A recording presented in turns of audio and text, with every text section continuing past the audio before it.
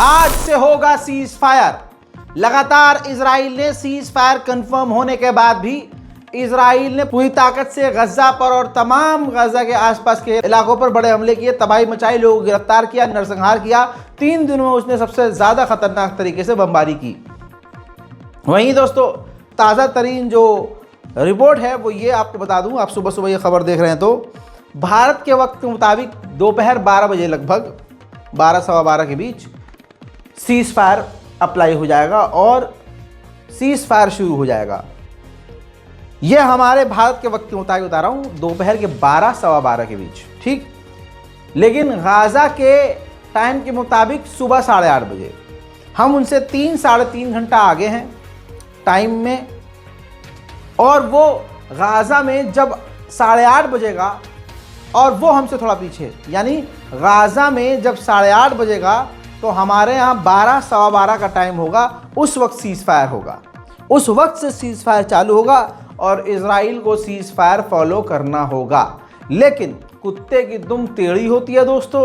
भरोसा करके बैठ जाना कि इजराइल अब कुछ नहीं करेगा, ये हमारी बेवकूफ़ी ही होगी।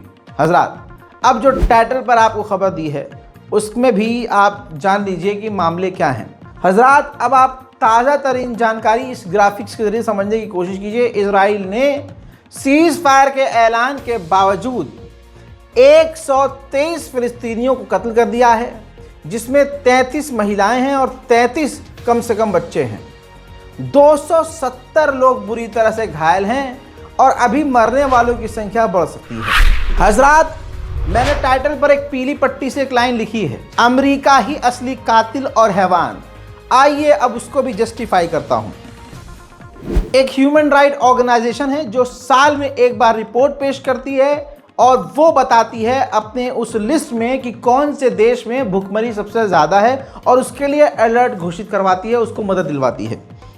दुनिया की नज़रों में उस देश को लाया जाता है इनकी रिपोर्ट के ज़रिए कि हाँ भाई, इस देश में गुर्बत है और भुखमरी सबसे ज़्यादा है। इस इंटरनेशनल ऑर्गेनाइजेशन ने गाज़ा को भुखमरी के लिस्ट में सबसे ऊपर रखा। रिपोर्ट जारी करने की तैयारी हुई। बाइडेन सरकार को खबर मिल गई, अमेरिका को। बाइडेन सरकार ने अपनी असलियत, हैवानियत दिखाते हुए उस ऑर्गेनाइजेशन पर इतना प्रेशर बनाया कि गाज़ा को लिस्ट में नहीं डाला और वो रिपोर्ट ही जो बनाई गई थी उसको डिलीट करवा दिया। तो दोस्तों, ये है बाइडेन प्रशासन, ये है अमेरिका की सरकार, और अमेरिका ही इस नरसंहार में पीछे थी और अमेरिका के ही इशारे पर गाज़ा में नरसंहार ये हुआ है, जेनोसाइड ये हुआ है। दोस्तों, अब जब सब कुछ हो गया है तो 70-75 साल का वो पागल बुढ़ा बाइडेन वो मीडिया को इंटरव्यू देते हुए नेतन्याहू को कोस रहा है कि अपनी ज़िंदगी में सबसे खड़ूस और सबसे तानाशाह मैंने जो नेता देखा है वो नेतन्याहू है। नेतन्याहू बहुत ज़िद्दी है। मैंने नेतन्याहू से कहा कि कारपेट बम फिलिस्तीनियों पर मारना बंद करो। कारपेट बम बहुत ख़तरनाक बम होता है दोस्तों, जिससे बंदों के चीथड़े उड़ जाते हैं। तो बाइडेन कह रहे हैं कि मैंने नेतन्याहू से कहा कि तुम फिलिस्तीनियों पर कारपेट बम मारना बंद कर दो। तो पलट कर नेतन्याहू ने कहा कि आपने भी तो कई जगह कारपेट बम मारे हैं और यहाँ तक कि आप लोगों ने, यानी अमेरिका ने, परमाणु बम तक दागे हैं। इसके बाद मैं समझ गया कि जो नेतन्याहू है वो बिल्कुल किसी की सुनने वाला नहीं है, और अगर नेतन्याहू का यही मिजाज और नेचर रहा तो उन्हीं की पार्टी के दूसरे लोग या जिन पार्टियों ने नेतन्याहू को समर्थन दिया है वो पीछे हट जाएंगे और नेतन्याहू बेकार हो जाएगा। मेरे दोस्तों, जैसा मैंने आपसे शुरू में ही कहा था और लगातार 5 दिन से कह रहा हूँ कि सीज फायर भले ही हो रहा है, लेकिन कुत्ते की दुम पर क्या ही भरोसा करना। अगर कुत्ते की दुम सीधी हो जाएगी ये सोचकर हम कुत्ते पर भरोसा करें तो भाई कुत्ता हमें काट लेगा, तो हमें इसमें शक व शुबा नहीं होना चाहिए, कोई हैरान नहीं होना चाहिए, क्योंकि हमने कुत्ते पर भरोसा किया। जैसा मैंने कहा था वही हुआ। ये वीडियो आ गई है सामने जिसके अंदर नेतन्याहू ने धमकी दी है और कहा है कि ये जो सीज फायर हो रहा है ये टेम्परेरी है, परमानेंट कोई नहीं है। और साथ ही नेतन्याहू ने यह भी कह दिया कि हमें बाइडेन और ट्रंप ने दोनों ने वादा किया है कि हम जब चाहे गाज़ा पर हमला कर सकते हैं। अब आज सीज फायर हो जाएगा तो गाज़ा के लोग अपने अपने मकानों और घरों और इलाकों में जाएंगे ना।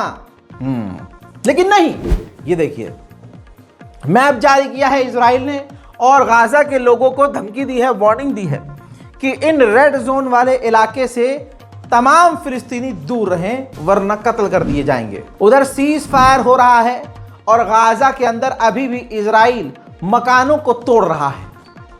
दोस्तों, सीज फायर होने से पहले सीज फायर जैसे हालात इजराइल नहीं दिखा रहा है।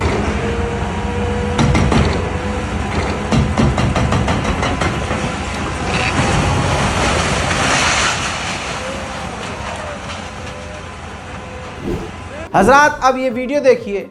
अभी कुछ ही दिन पहले इजराइल के सैनिकों ने गाज़ा के अंदर एक स्कूल को जला दिया और इजराइल का झंडा लहरा दिया। दोस्तों, ये वॉर क्राइम की तमाम तस्वीरें खुद ही सोशल मीडिया पर वो पोस्ट कर रहे हैं, लेकिन तमाम अंतर्राष्ट्रीय संगठन खामोश हैं। हालांकि ये खुद सबूत पेश कर रहे हैं कि वो नरसंहार कर रहे हैं और उन्होंने वॉर क्राइम किया है। इन सबूतों का इस्तेमाल इंटरनेशनल क्रिमिनल कोर्ट को करना चाहिए और अंतर्राष्ट्रीय न्यायपालिकाओं को इसको एज अ सबूत इस्तेमाल करके इजराइल पर कार्रवाई करनी चाहिए। इस सीज फायर का क्या ही फायदा, इजराइल कई इलाकों में जमे रहने की बात कर रहा है। नेतन्याहू ने यह तक कह दिया है कि गाज़ा और इजिप्ट का जो कॉरिडोर है, हम वहां पर हमेशा के लिए मौजूद रहेंगे और हम अपनी सेना की तादाद वहां पर बढ़ाएंगे। गाज़ा में इतना नुकसान इजराइल ने किया है कि आप सोच भी नहीं सकते। गाज़ा में इजराइल ने जितना नुकसान किया है, उस नुकसान की भरपाई इंटरनेशनल क्रिमिनल कोर्ट, यूएन और तमाम बड़ी तंजीमों को आधा से ज़्यादा पैसा इजराइल से ही लेना चाहिए और जुर्माना ठोकना चाहिए। अजी $40 बिलियन का गज़ा को इजराइल ने नुकसान किया है और गाज़ा दोबारा जैसा था वैसा बनने के लिए अगर कोशिश भी किया जाएगा और कई देश मिलकर गाज़ा को बनाएंगे, तब भी गाज़ा को पहले जैसा बनने में पूरे के पूरे 80 साल लग जाएंगे, ऐसा रिपोर्ट में कहा जा रहा है। गाज़ा के अंदर अब कुछ बचा नहीं है, यही बात हकीकत है। पूरा का पूरा मुल्क दोबारा से बनाने में $40 बिलियन क्या उससे ज़्यादा भी लग सकते हैं। तबाही का एक मंजर। الجلال والجمال والسناء والبهاء في رباء والحياة والنجاة والهناء والرجاء في هواك في هواك هل أراك سالما منعما وغانما مكرما سالما منعما وغانما مكرما هل أراك في علاك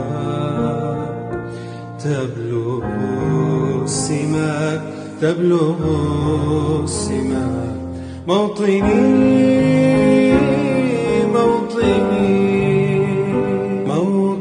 हजरात, इसी के साथ इजराइल के वॉर क्राइम का इतिहास ये है। गाज़ा के अंदर इजराइल ने 205 पत्रकारों को कत्ल कर दिया है। 205 पत्रकार कुछ ही दिन के अंदर, यानी लगभग 15 महीने के अंदर इजराइल ने कत्ल कर दिए। ये इतिहास में इजराइल एक ऐसा मुल्क कहा जा रहा है और लिखा जाएगा जिसने सबसे कम समय में बेगुनाह सबसे ज़्यादा पत्रकारों को शहीद किया है। वहीं शहीदों की संख्या 46,000 लगभग 899 से ऊपर पहुंच चुकी है। और ये बात बिल्कुल साफ है कि ये आंकड़े कंफर्म तो हैं, लेकिन इससे ज़्यादा भी मौतें सामने आ सकती हैं, क्योंकि बरतानिया और दूसरे देशों की कुछ ऑर्गेनाइजेशन हैं, उनका अनुमान यह है कि 60,000 से भी ज़्यादा गाज़ा के लोगों को इजराइल ने शहीद किया है, क्योंकि अभी तो दसियों हजार लोग लापता हैं। नेतन्याहू भले ही डील कर रहा है, लेकिन नेतन्याहू की ही पार्टी के दूसरे लोग नेता खुश नहीं हैं। जैसे फाइनेंस मिनिस्टर ऑफ इजराइल ने ये कहा है कि जो नेतन्याहू ने डील की है ये सही नहीं है, हम इसके साथ नहीं हैं, हम इसकी पूरी तरह खिलाफ हैं और इस डील से इजराइल की सिक्योरिटी और ख़तरे में पड़ेगी। वहीं कतर के प्रधानमंत्री ने एक इंटरव्यू के दौरान बड़ा खुलासा किया। उन्होंने कहा कि ये जो डील आज हुई है और जो शर्तें और जो बातें रखी गई हैं, यही सेम डील 13 महीने पहले ही रखी गई थी, लेकिन 13 महीने बर्बाद किए गए और 13 महीने के अंदर हज़ारों लोग मारे गए। ज़बरदस्ती इस डील को कैंसिल किया गया, रद्द किया गया और डिले किया गया, जिससे भारी तादाद में फिलिस्तीन के लोग मारे गए। उधर एक तरफ देखा जाए तो हमास इस बात को एक्सेप्ट भी कर रहा है कि डोनाल्ड ट्रंप की वजह से डील हुई है। अंग्रेजी चैनल पर हमास के प्रवक्ता ने इंटरव्यू देते हुए क्लियर कट कहा कि अगर डोनाल्ड ट्रंप ना होते तो ये डील ना होती। बड़े अफसोस की बात है, मुसलमान लिख रहा है ये नीचे, कल वीडियो में मैंने कई कमेंट पढ़े, रज़ा भाई इतने बच्चे मारे गए, इतनी महिलाएं मारी गईं, इतना नुकसान हो गया, ये हो गया, वो हो गया, तो आप ये कैसे कह रहे हो कि गाज़ा जीत गया।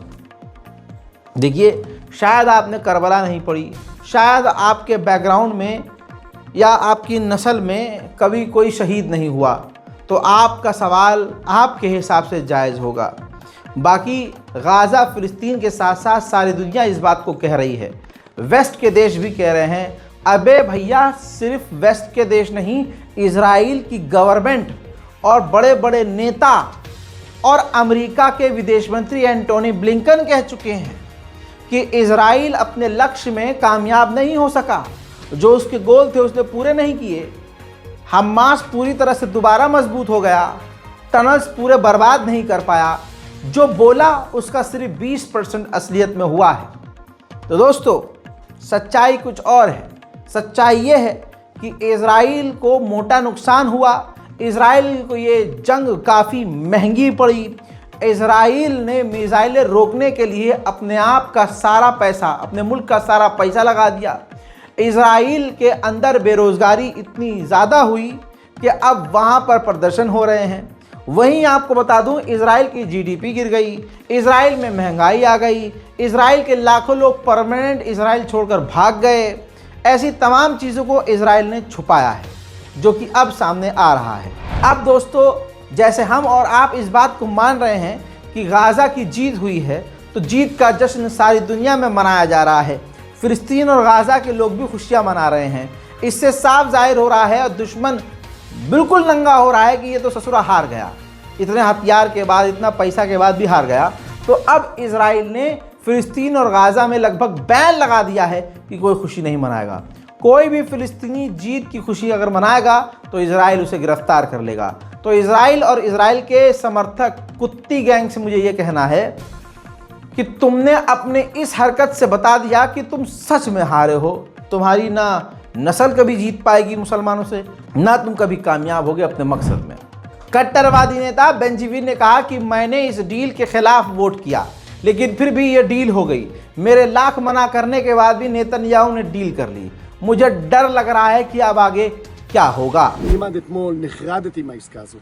הרי היום כשמתגלים עוד ועוד פרטים, שמגלים שמשחררים מחבלים אסירי עולם לירושלים, משחררים מחבלים אסירי עולם ליהודה ושומרון, כאשר כולם יודעים שהמחבלים האלה ישובו לנסות לפגע, ישובו לנסות להרוג.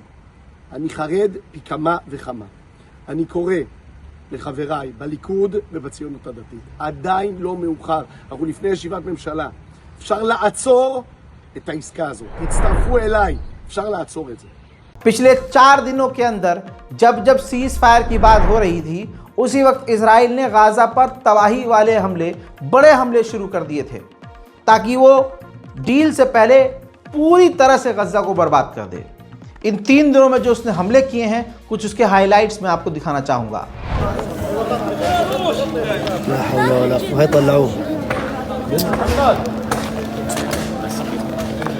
كثير مليان الطائر الراجل مليانة والله مليانة والله بتدخل دقيقة.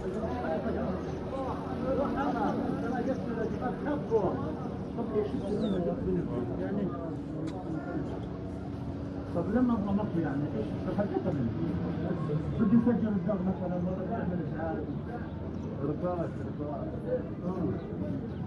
انا صح والله ايش فيها والله انت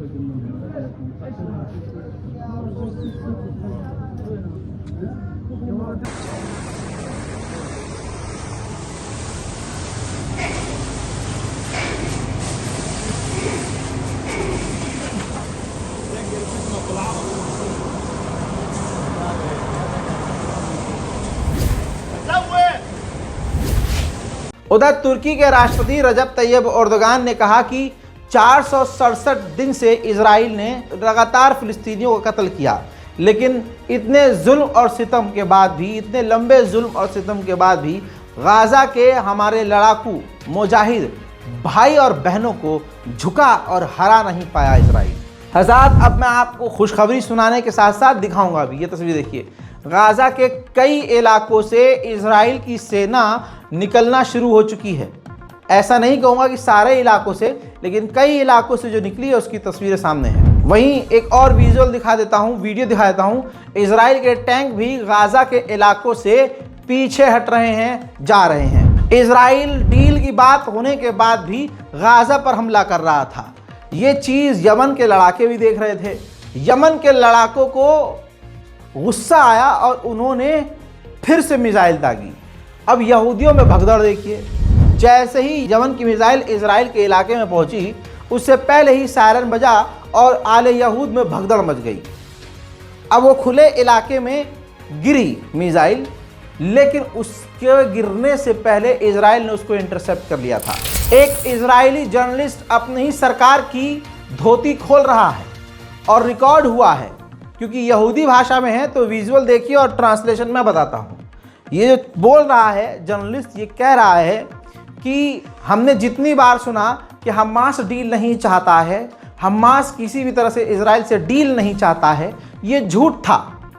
साथ ही इजराइल यानी हमारी ही मिलिट्री के ज़रिए, हमारी ही गवर्नमेंट के ज़रिए ज़्यादातर हमारे इजरायली कैदी गाज़ा के अंदर मारे गए हैं। उधर इजराइल के दूसरे चैनलों पर भी यही चल रहा है कि हम हार गए।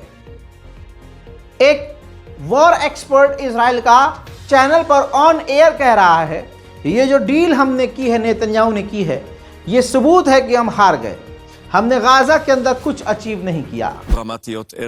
نحن أمام ساعات دراماتيكية عشية الاتفاق، وهناك ضوء في نهاية النفق، ولا أستطيع ألا أذكر أننا دفنا في هذه الساعات 5 جنود سقطوا بالأمس في غزة. في هذه الحرب التي لا غاية لها، فنحن لا نرى أي حسم ولا أي إنجاز استراتيجي، ونحن سنواصل دفع أثمان باهظة. إذا أخذنا كل المعايير التي بحثت أثناء المفاوضات بندا فمن الممكن القول إن إسرائيل تخلت وهزمت وتراجعت في كل البنود، من وقف الحرب مع بوليس التأمين لحماس من التصفيات واستمرار الحرب وتقسيم للمختطفين وتأجيل إعادة الجزء الثاني من المختطفين بعد أن فقدت إسرائيل الكثير من الأوراق من يدها. ومع الأسف الشديد هذه अब ईरान कैसे पीछे रह जाए। ईरान के विदेश मंत्री ने हमास के प्रवक्ता को फ़ोन करके जीत की मुबारकबाद दी है। अब जो इजराइल के साथ अभी भी खड़े हुए हैं, जाहिर सी बात है वो वही होंगे जो गू पेशाब खाने और पीने वाले होंगे। देखिए, अंधभक्तों का सीधा उसूल है, जो मुसलमानों को मारे तुरंत उन्हें अपना बापू कहाँ थे आप, उनका ये हिसाब है माजरत के साथ, ये उनका कैरेक्टर है। लेकिन अब आप क्या करोगे? भक्तों, तुम्हारे बाप का ही एक बाप है, ये यहूदी वकील है, खुद इजरायली वकील है। इसने इंटरनेशनल क्रिमिनल कोर्ट में बयान दिया और कंप्लेंट दी और कहा कि इजराइल की सेना ने गाज़ा के अंदर नरसंहार किया है। उधर इस्लामिक जिहाद के लीडर ने कहा कि हमारे लोगों ने कुर्बानियां दी, हम लोग शहीद हुए, हमने बड़ी कीमत चुकाई, लेकिन भविष्य में आने वाले वक्त में हम और मजबूत होंगे और हम अपनी ज़मीन ज़रूर हासिल करेंगे। डील की शर्तों से लग रहा है कि इजराइल बहुत ही कमज़ोर पड़ गया था, इसी वजह से उसने डील करी। कैसे? 33 इजरायली यहूदियों को हमास रिहा करेगा। 33 इजरायलियों के बदले इजराइल 2000 लगभग फिलिस्तीनी कैदियों को रिहा करेगा, जिसमें ज़्यादातर महिलाएं और बच्चे हैं। वहीं मेरे दोस्तों, इजराइल के अंदर तैयारियां दिखाई गई हैं, पूरा एक सेटअप बनाया जा रहा है, meeting room, area, sofa set, न जाने क्या क्या, क्योंकि उनको यहीं लाया जाएगा। सबसे पहले यहाँ पर फर्स्ट एड उनको दिया जाएगा, उनके इंटरव्यूज़ यहाँ होंगे, मिनिस्टर्स यहाँ आएंगे, भाई भौकाल होगा। अपनी जीत दिखाने के लिए सेटअप इजराइल को कुछ न कुछ तो करना ही पड़ेगा। सच सुनना है तो और सुन लीजिए, इजराइल के 80% लोग सर्वे के मुताबिक इजराइल के 80% लोगों का ये मानना है कि गाजा की जंग में हमारे जो टारगेट थे वो हमने पूरे नहीं किए, हमारा जो गोल था वो हम हासिल ना कर पाए। जर्मनी के चांसलर के पद के लिए अब जो नया कुत्ते का बच्चा आया है, जो वहाँ चुनाव लड़के जर्मनी का चांसलर बनना चाहता है, उसने पहले से ही इजराइल के आगे अपनी पैंट खोल दी है। क्योंकि जो भी इजराइल के आगे पैंट खोलता है, अमेरिका, इजराइल और अरब देश उस पर पैसा खर्च करते हैं और चाहते हैं कि बस अब ये जो बंदा हमारी तरफ से बोलेगा हम उसी देश की सत्ता दे देंगे, और ये होता है।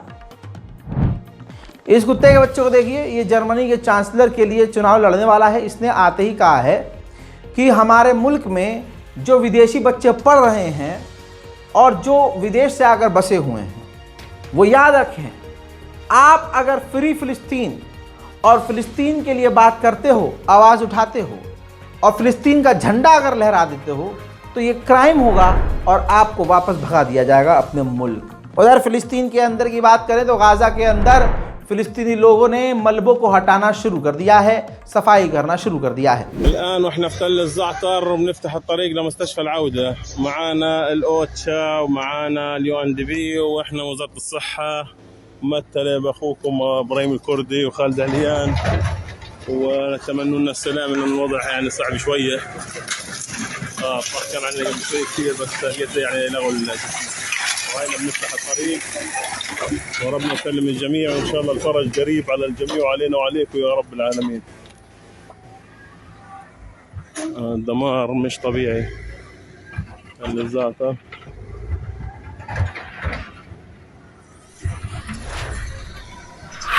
वहीं आईसीसी के प्रोसिक्यूटर जज की टीम ने कहा है कि इजराइल ऐसा कोई एफर्ट नहीं दिखा रहा है जिससे हमें लगे कि इजराइल इस केस को सीरियसली ले रहा है। इजराइल किसी भी मुद्दे पर कोई जवाब नहीं दे रहा है, न वो इस मुद्दे को अपने ऊपर हुए केस को लेकर सीरियस है। उधर WHO ने कहा कि $10 बिलियन से ज़्यादा पैसा खर्च होगा, 5 साल का समय लगेगा। किस चीज़ में? गाज़ा के सिर्फ हेल्थ केयर सिस्टम को ठीक करने में, जिसे इजराइल ने तबाह कर दिया।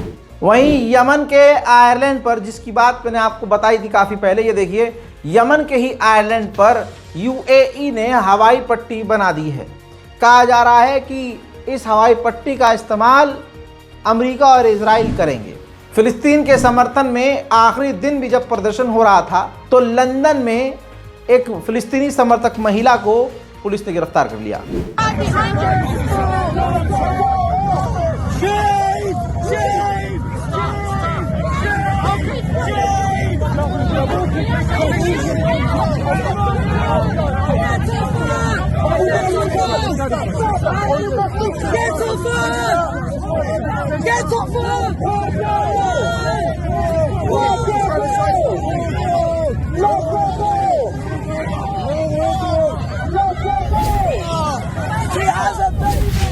वहीं मेरे दोस्तों, खासकर गाज़ा के अंदर जो पत्रकारों का ग्रुप है, उसका एक वीडियो सामने आया है जिसके अंदर वो सीज फायर की खुशी में नमाज शुक्र अदा करते हुए पाए गए हैं और खुशियां मनाते हुए पाए गए हैं।